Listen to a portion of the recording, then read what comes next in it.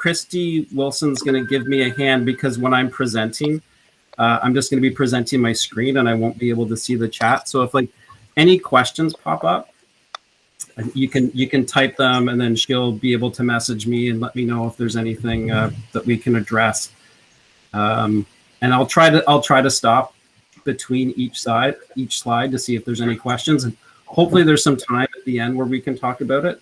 I've tried to run through it on my own, and I think it should be close to about 40 minutes. So just let me get set up to present, and then we will get going.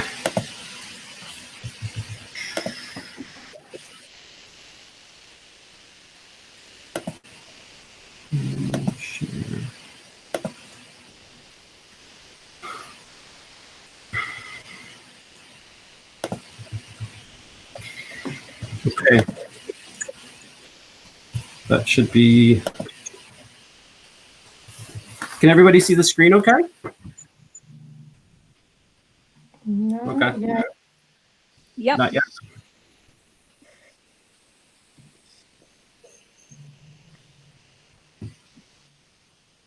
What are people seeing right now? I'm just seeing all the people, like everyone's name and their little icon. So if you go to your little triple dot. Yeah. Yeah, no, it says that I'm presenting. Let me just stop it and try it again. Entire screen. The triple dot should change your like your, I guess, your view of what's going on. If you can't quite see, okay. But I could see before your screen, Murray. Does that make a difference? It's working for me, Murray. I think it's just Leslie. Yeah, I think maybe it's just me. Like I just see the screen, the same thing. I don't know. It's strange because it's got like is there anyone else besides Leslie that can't see it? Okay, it just, you know what? I just think it just took a second. I can see it now. Sorry about that. Okay, so everyone's on this slide where it says "Be prepared." Yeah. Okay. All right. So thanks to everyone for taking time out of your final week to take part in the session. My name is Murray D. I've been teaching for over 20 years. I've spent most of my time at Rideau Heights, but I definitely feel like this year, just with everything that's gone on, I feel like I'm starting over. Originally, when I was asked to do a presentation, the idea was it was supposed to be what a hybrid model might look like, where if the students were in class for part of the day, and then or for part of the week and at home for the other part, how I would try to structure that. But then that changed when it was announced that children would be attending 5 days a week. And I was sort of thinking that I wasn't going to be doing a presentation. And then they said, because there's a really strong possibility that we will have to go back to remote learning, and the health unit has said they won't hesitate to close the schools if there's an outbreak, that it would probably be a good idea to have some sort of plan in place if that happens. And definitely, it seemed weird at the beginning, like putting time and energy into something that might not happen. But I found when I was working on the presentation, I started to see some of the things that I was going to put in place for remote learning in the classroom was actually helping me prepare. And I found some efficiencies that I think will help in the classroom.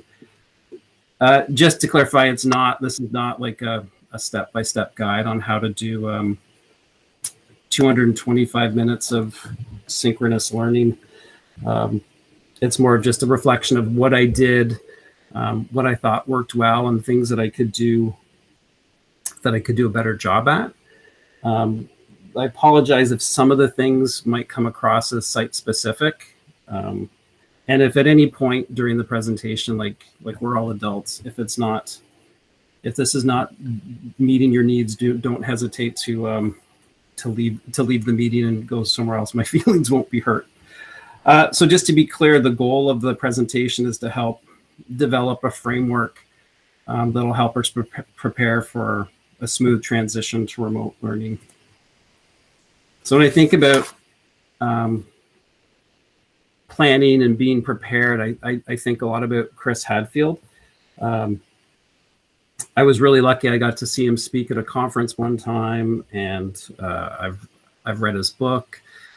And this quote that I've seen in the past, it's always stuck with me. I think it's really appropriate for right now, where he says, "In my experience, fear comes from not knowing what to expect and not feeling like you have any control over what's about to happen. When you feel helpless, you're far more afraid than you would be if you knew the facts." I don't think I've gone into a school year ever before feeling as anxious as I do, or I have. I'm not necessarily anxious about getting sick. I think Kingston's seems to be in a good place. I've really respect the leadership of Kieran Moore from the health unit. I'll follow all the protocols. I'm very happy that we're going to be having a staggered start to try to get some of the protocols in place. But it's the anxiety sort of comes from not really knowing like how things are going to operate in my classroom. And it's really hard to plan for. There's like so many little details. Even the other day, I started fixating on how are kids going to sharpen their pencils? Can they get up to sharpen their pencils? Like all those things are really hard. But I found trying to come up with a plan for remote learning a bit easier because we all have experience in it now. We had to go through it back in March and April. And like I said earlier, like I know what worked, and I know what mistakes were made, and I made a lot of them. So I know that I can do better this time. And like I said earlier, I discovered when I was preparing for this is that I could actually help improve my classroom practice, and I hopefully can make things run a little bit more efficiently. So definitely having a plan has reduced my anxiety, and I feel much better heading into the year. The four main areas that I want to talk about are about communication, like communication with families, with students,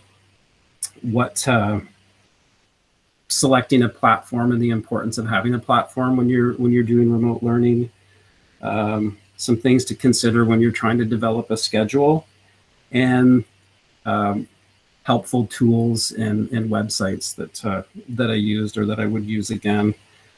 And if there's time at the end, hopefully we can talk about or we can share some ideas.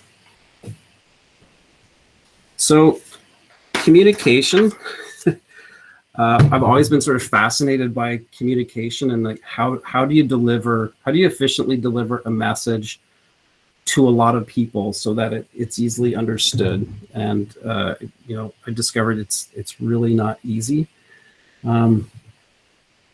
At the beginning, when we were asked to communicate with families, I had all of the information on Compass.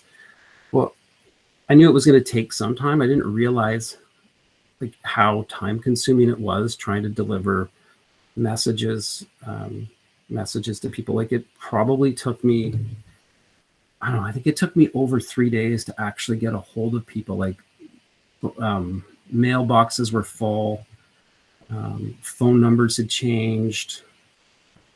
Parents that had said they had email addresses, it was kind of clear they weren't actually, they weren't really using the email. It was like at one point, it was like if there was like a really serious emergency, I was sort of nervous, like how could we have gotten a hold of some of these people? So definitely going to make a priority, like right off the bat, like explicitly explaining to the parents how important it is that we have a way of getting a hold of them quickly, and how important it is that we need to be able to deliver a message to a lot of people in a short amount of time. I know, I probably broke different protocols when we were doing it, because it was sort of flying by the seat of my pants. Like texting was one that I was using a lot, but I don't think that's actively, it's not endorsed by the board. So have to come up with a way to communicate with parents in a different way. I know there's school messenger, but I've looked at it. I don't find it really user friendly. I was kind of under the impression it was supposed to work the same way Remind did, but I haven't found that. So I think I'm really going to be either pushing for email, I think coming up with a group emails, or, and this was a suggestion, I was talking to Megan Squarebriggs. She was doing a similar presentation, and she was talking about developing a class website, either on Google Sites, where parents can just access the site to get up-to-date information. And I'm not trying to say you should never not to call parents. Like, I think there's a time and place for calling them. But I mean, if you're trying to get the same message out to 25 people, making 25 individual phone calls is going to take a long time.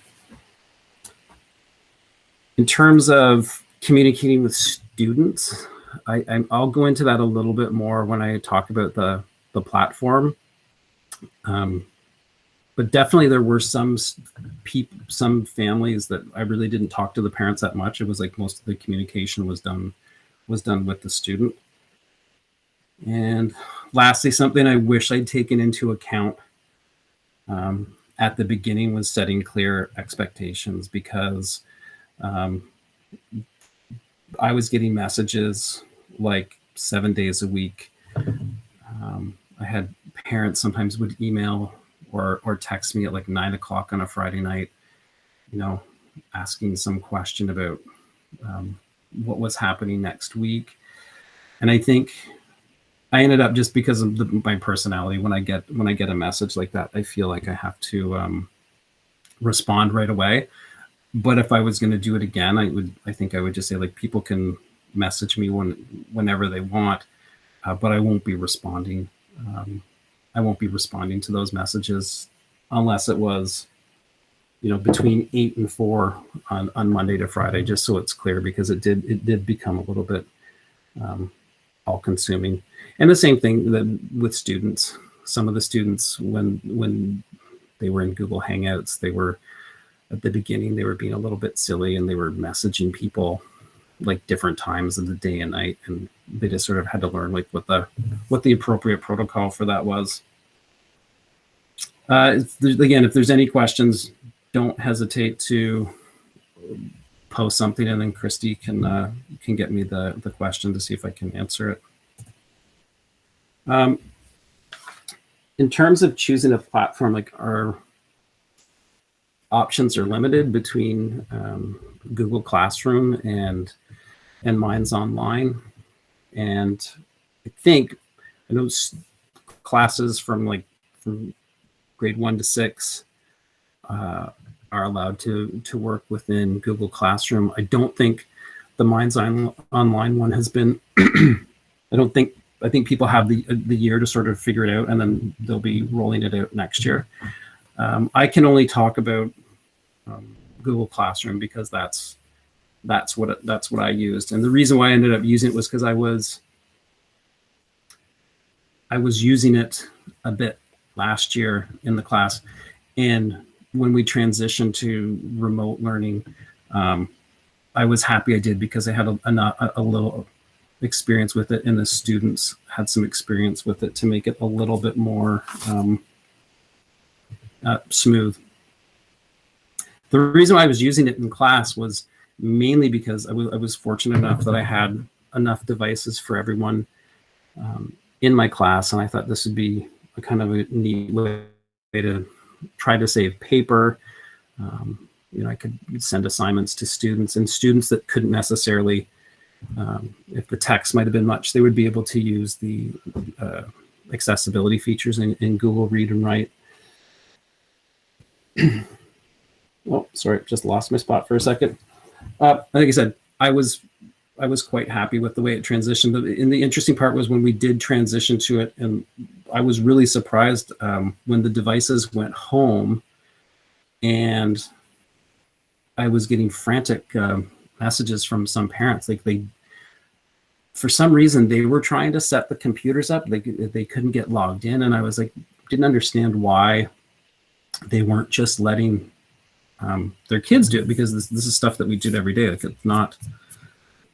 Was not tricky, but they didn't understand that the kids actually had that ability. So it was a real eye-opener for parents to see that this was how things were happening in their classroom. And so it made me think that I'll definitely try to put energy into keeping parents more in the loop with what we're using in the classroom and how it actually works. Whether it's me making some videos on my own or sending them links. But I think keeping the parents in the loop is super important. And at the beginning of the year, just spending some time getting students with the platform will make your life easier. The one thing that I found was it was easy to send students things to do, like, and they knew how to make copies of work. But the hard part was the curation of the work when they finished doing things.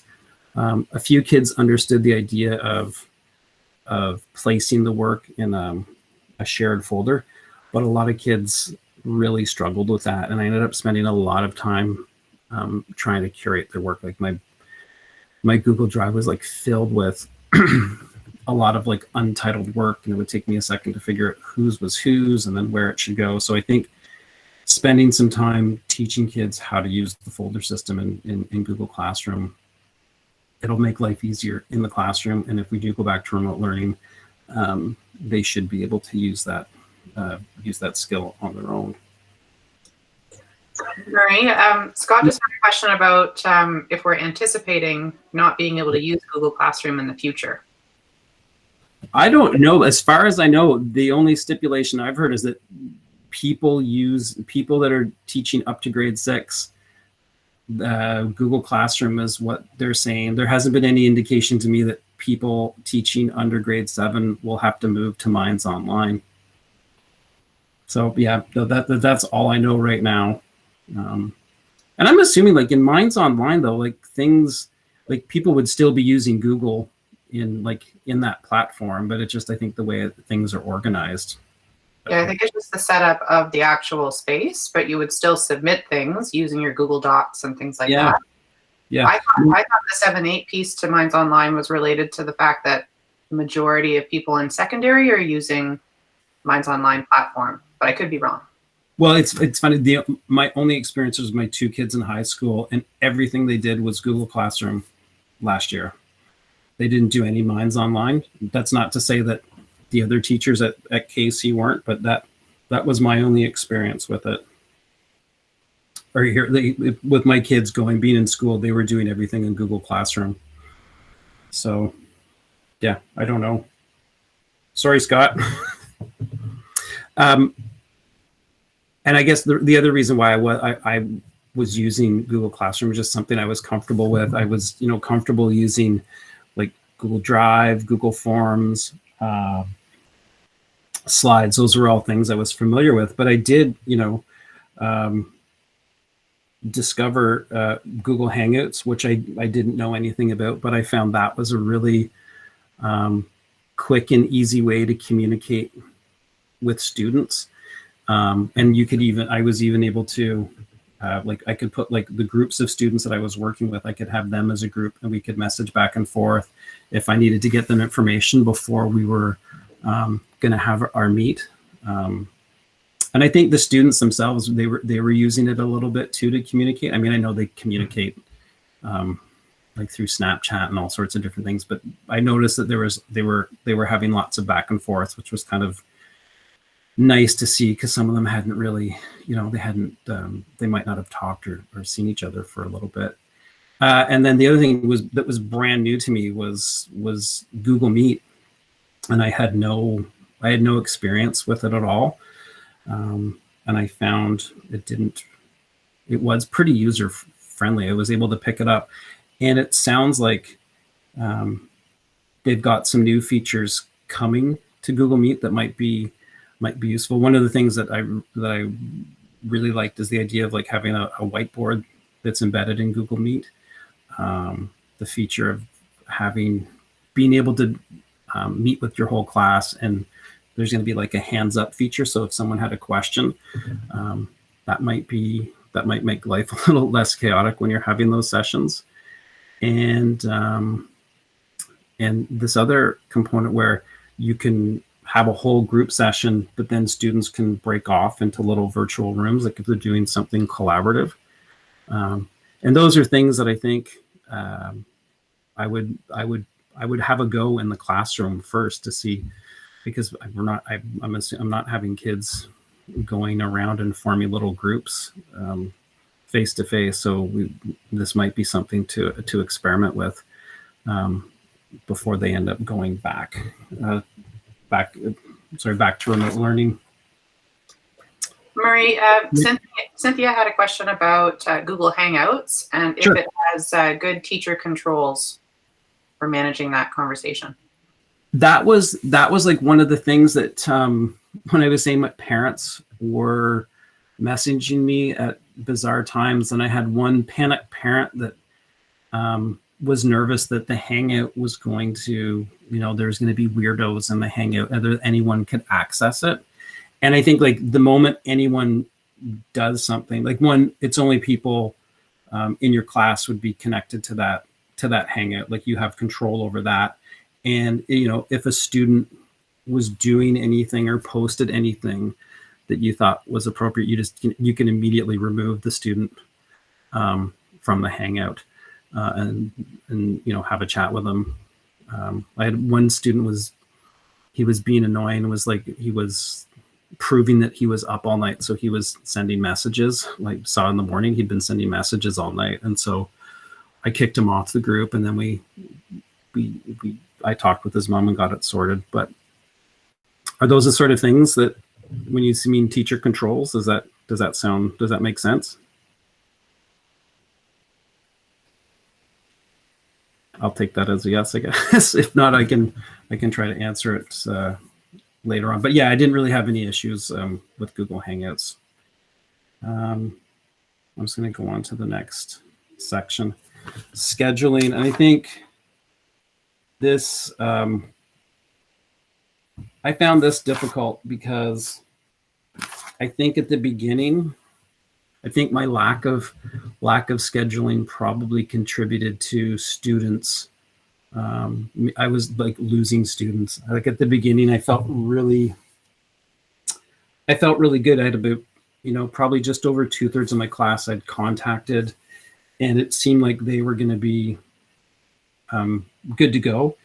But I think while it was taking me so long to get a workable schedule, kids just sort of fell off. So, and I think the quote kind of speaks to me, because I was sort of following the schedule that I'd already set up in class. So like I felt like I had a schedule, but I hadn't prioritized it properly. I was still on like school time. So I would get up, I would go down and sit by my computer and type up, my message in the Google Classroom stream, and I would send it, and then I would sit in front of my computer at 8:30 for a long time. Like wait, I guess I just assumed that the students would be sitting there ready to go by their computers, and I realized that wasn't the case. And I also noticed I wasn't getting any responses until between 11 and 12. And after talking or messaging a couple of kids trying to figure out what was going on, I just realized they weren't up. Like the kids, their schedules had all flip-flopped. Like they were up late, they were sleeping in. So doing things at 8:30 in the morning was not going to be happening. So there had to be like some flexibility in there. So once we got to the bottom of, okay, this is probably the time when everybody's going to be up, was able to get that going. And then it was, okay, do I want to try to do whole class stuff? do I want to do small group stuff? Do I want to do individual stuff? I tried a version of whole class stuff, and I think there was probably about 10 or 12 kids, and it was, I was going to try to do like a virtual number talk, but that was not what they needed. I think probably it had been a month before they'd actually seen each other. Like they might have been messaging, but when they were on and they could see each other in the Google Meet, like they were just happy. They just wanted to talk with their friends. And looking back on it, like that's honestly what they needed. They really didn't need, they didn't read a number talk. But I think I would, and I didn't do one after that, but I think if I was going to go back to remote learning, or if we did go back to remote learning, I would definitely try to have some whole class sessions. I think it would be kind of neat to have everybody all together, even if it's like a class meeting type format. The bulk of what I did though was small group stuff. And we came up with a schedule that would work for the groups, because really had to take into account, like there were some kids that had other siblings and they had only one device.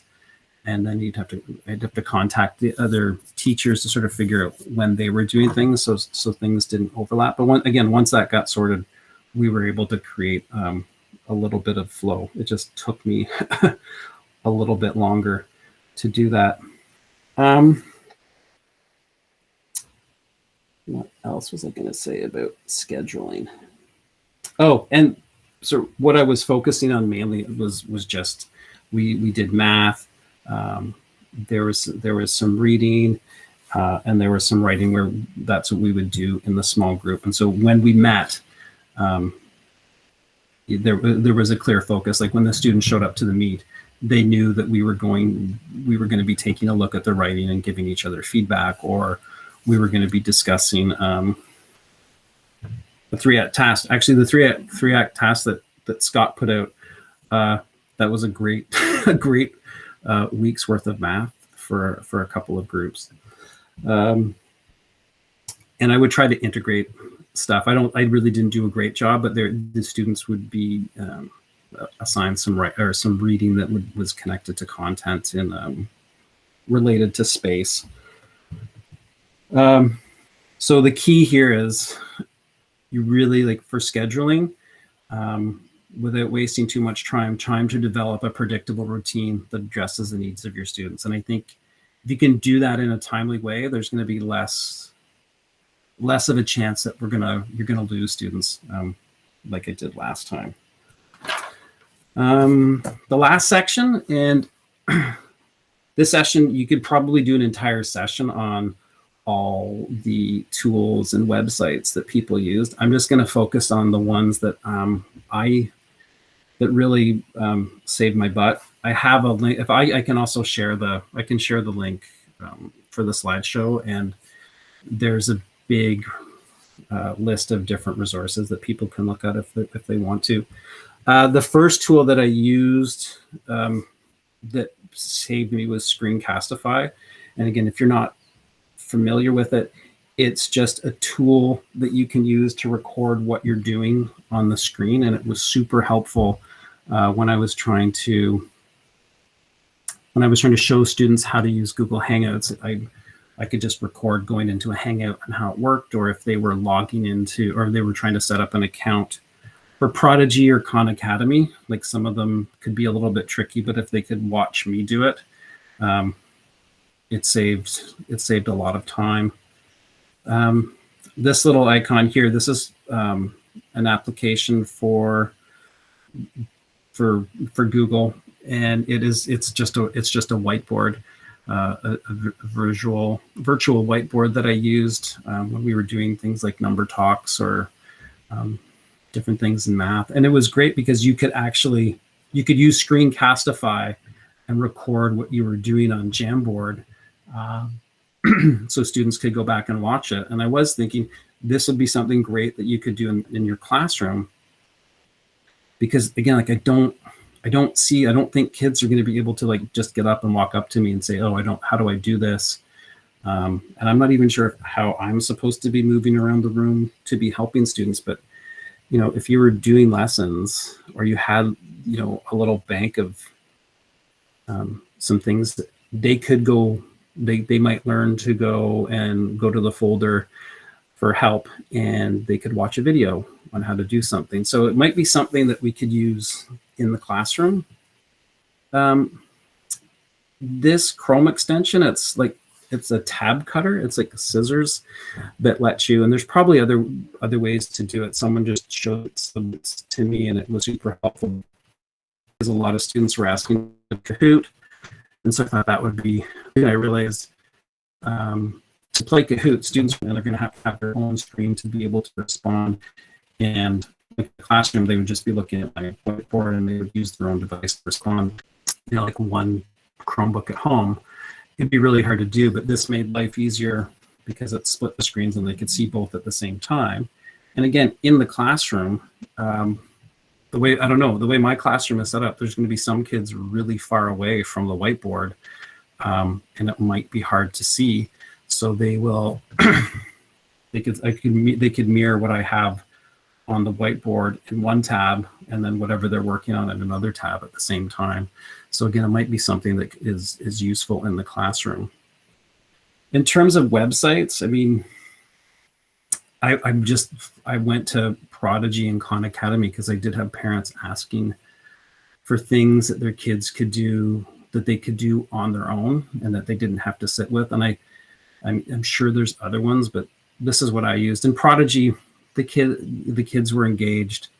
I was able to give them things that were at their level that they could do at their own, and then I could also monitor. It was just kind of interesting checking in to see if they were doing things. Similar to Khan Academy, it's not really gamified the way Prodigy is, but the other thing Khan Academy has is that they do have like little videos that if you're not into making your own, there's little instructional videos that you might be able to access there. In terms of reading, Epic and Sora, I used Epic more just because a lot of my students didn't have books at home, and they could go on, and there was lots to choose from, and I could assign books for them to read, and I could also monitor how much time they're reading, because that was definitely one of the things when I was trying to figure out what students should be doing each day. Like that was like a non-negotiable. I wanted them to be, out of that 1 hour a day, they should be spending at least a third of it, if not half of it, reading. Didn't really use Sora that much. I've used it a little bit, but sometimes it's great. But if someone sees a book that they want, and it's out because it's like a library, that part could be frustrating. Okay, last slide. It's definitely a frustrating and challenging time. There is a health crisis going on, and it feels like we're facing a government that's actually trying to take advantage of the scenario to push their own agenda. And we've lost the way things used to be. I don't know if we'll ever be going back to the way things used to be. But what I think about is like the way things used to be weren't necessarily all that great in some regards. And I feel confident that out of this chaos, something better is going to come. And when I saw this tweet from Michael Fullen last week, it sort of reaffirmed that belief, where he says, the next 2 years is going to be like the Wild West: survival, persistence, small teams, and eventually the emergence of people and new cultures. System change is relentlessly bottom up. And to me, I took it to mean like something's going to come out of this, but we're not going to be able to do it on our own. Find your people, either in your own building or through social media, and really work together to make things better for your practice and ultimately your students. Because I think it's possible. I mean, I have to believe it's possible. That's the end of the presentation. Thank you very much for tuning in. And yeah, if anyone has, just checking the time, I guess we're pretty close. If there's any questions that people have, feel free to email me, or if I can answer them quickly here, that would be great too. Murray, in the chat, Scott was asking about using Google Sites as a kind of classroom blog space, just to ease communication with parents. So do you have much experience with that, or? What I did last year was I wanted to create like a digital like a yearbook for the students, so they knew like throughout the year I was going to be documenting what we were doing in class and taking pictures. And so I did, and I didn't just wait to the end of the year. I was sharing it with the students and with families, and a lot of them really appreciate it because it was like a little window into the classroom. And Google Sites is pretty user friendly. There's lots of videos on how to do it, but I think that might be something that I'm really going to look at because I think maybe looking at a website is easier than checking email. I don't know, but I'm definitely going to give it a try. And if anyone's wanting to have a go at it with me, let me know because we can do it together. Yeah, Murray, part of my thing was that, and of course I was on this weird X over Y in the spring, so I didn't get to do all of this stuff, but the parents I talked to and talking to like Steve Tiffany about his experience with Google Classroom with my guys was that the parents were having a hard time keeping track of what was going on. Oh yeah. And so thinking of having a website that it was just really about parent communication, just to see that. I think it's just like if you have one place to go, like, it all comes down to how many clicks away is it for someone, because the more clicks away, the less like you're going to use them. And like a website could be like one-stop shopping for parents, like to get the information they need. But definitely it's going to, if it's something that's new to them, it might take a little bit of time.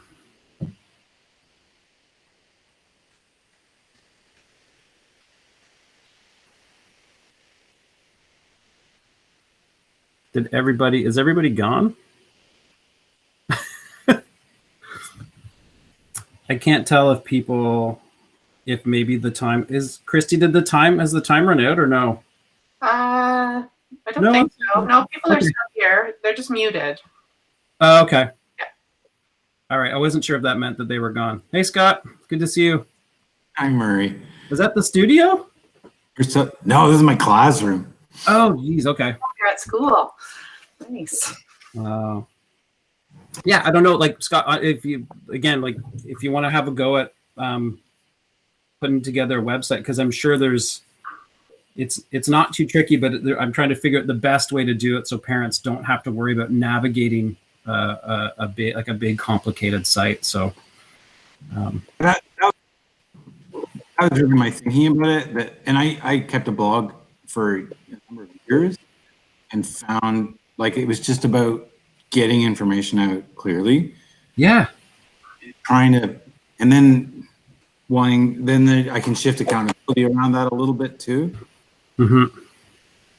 Making sure everyone's linked to it and so on. Well, like that was just the biggest thing, is because we would send out messages about, oh, it's time to pick up tech, and then a week later it would be like all these other people would come out of the woodwork going, oh, we just found out that you're handing out tech. I was like, I don't know how those messages weren't getting relayed, or they, so there has to be a more efficient way to do it. Yeah, and I don't, again, I try not to overwhelm parents with 12 different ways of information coming to them, because I know that there's this communicate thing or whatever it's called from the board, but it does feel like stuff gets missed. I found with the blog is I had to like individually make sure I had every single parent's email. Yeah. And then they therefore got an email when a new thing appeared, and then it worked, or at least I could say you're accountable for that. Yeah, and I'm thinking, I guess depending on the age of students as well, what I was thinking was like, is this an opportunity, because all of the students have their own email address, right? They're going to have their own Gmail account.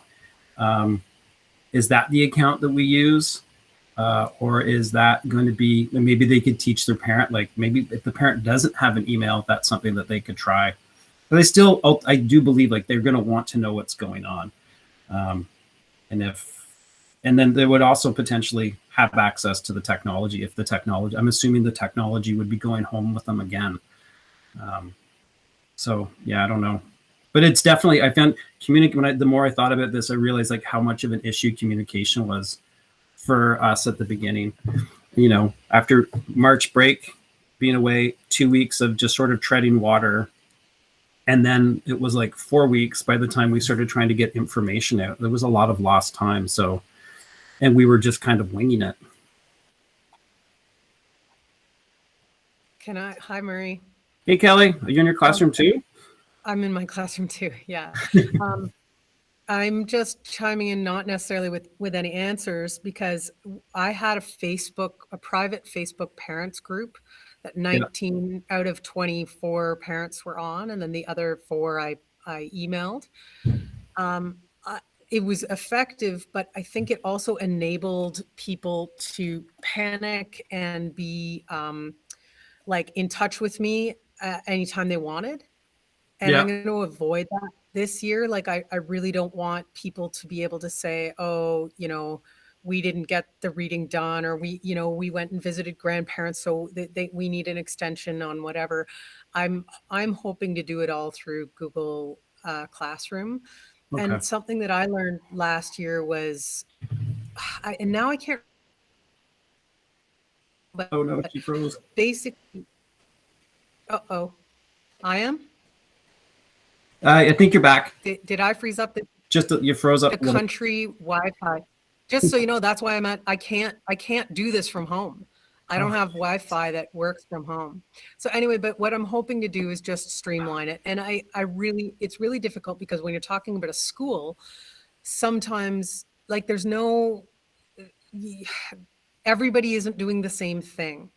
Yeah. Right. And the feedback I've gotten from most families is School Messenger sucks. Okay. And I really don't like it. Those are my sentiments too. It's not easy. I don't get it. No, I tried to sign in again today, and I have problems. I often have problems signing into it, and I don't know what that's about. Christy Flood was just sent an email yesterday saying the same thing. It was like not user friendly and not really working. Anyway, and so when we're being told to use something that doesn't work, so anyway, all I'm saying is that I hope, if anyone is trying to do a Google Classroom thing, my plan is to email all my parents this week. I still don't have all my contact information for all my students, but I'm going to email them and say, here is the code for my Google Classroom. I'll know you've received this message. Don't reply to me by email. I'll know you're on. Once you're on Google Classroom, not the student, both of you. Yeah. Like the parent and student. You'll see their email beside their name, like if they're on, right? Like you can tell if they've done it. Right. But there's no way in Google Classroom to sort them by student and teacher, or student and parent, or is there? Honestly, don't know. I don't know. Like I had parents that were connected to the Google Classroom. I would just see the parents' email beside their name, so I'd know if they were seeing what was going on. Yeah, and that's something that annoyed me, just because, you know, when I'd have, now I will have, instead of 29 students, which I have all coming, I will have, you know, whatever 60 parents plus or whatever show up on your screen as having assignments due or whatever, because you can't, it doesn't seem like you can assign them as parents so that they're not, you know, but whatever. Those are all reasons why I wanted to separate them and set up a Google site that's straight up for parents. And it's sort of one way then. It's like I'm giving you information. There will be place to comment or whatever, but it's not, it's a little bit more controlled. And it's like, this is your parent base, because the Google Classroom thing felt like it's classroom. Yep. Yeah. Okay, that's something to think about then. So Scott, you've never done that before, though? Never done a Google site? No, but I've blogged and I've been fiddling with Google Site. It seems really easy to set up. So I'm just like because I had a blog for years, and I found it really useful for just sharing stuff. You know, Has anybody else had great success with anything for parent communication? Remind that we can't use anymore. Exactly. So the parents that I've spoken to are like, why aren't you using Remind? You used it 2 years ago with my whatever student, and that was the best. And I was like, yeah, the board won't let us use it. I know. I mean, I could go down a rabbit hole talking about that, but So yeah. can we just use it anyway and tell them? I would never say go and do it, but I know that there was people that were still using it last year. So I don't know. I'm too much of a rule follower that way. I'd be like, no, I'm not allowed to use it, so I won't. Anyway, I got to cut this short now because I think if people are wanting to get to other sessions, they're going to have to get going. And I've got bread in the oven I can smell it right now. Lucky you. I'm lucky. Thank you. It's great seeing everybody. Thanks, Christy, for helping support. And like I said, if anyone has any other questions, feel free to send me an email. And yeah, Scott, let's touch base, or anyone else if they want to mess around with Google Sites. Take care. Bye-bye.